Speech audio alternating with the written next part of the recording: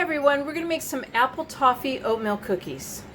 I've chopped up one whole baking apple. I'm using Honeycrisp. You could use any other kind of apple like green apple. Placed it in a bowl of water with a squirt of lemon juice, and I'm just going to place that to the side. In a bowl I'm going to add 1.5 cups of all-purpose flour, 1 teaspoon of baking soda, and 1/2 teaspoon of salt, 1.5 teaspoons of ground cinnamon. And I'm going to whisk this together. 12 tablespoons of salted butter that's been softened to room temperature, 3/4 cup of light brown sugar, and 1/2 cup of granulated sugar. I'm going to mix this on medium speed until creamy. I'm adding in 2 eggs, 2 teaspoons of vanilla extract. Mix this till it's combined. I'm going to add the dry mixture, and I'm going to mix this till it's combined. So I drained the apple and I patted it dry, and I'm going to add that to it now.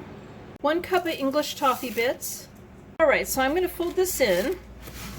3 cups of quick 1-minute oats. My oven is preheated to 350 degrees. I lined my cookie sheet with parchment paper and placed heaping tablespoons of the cookie dough on it.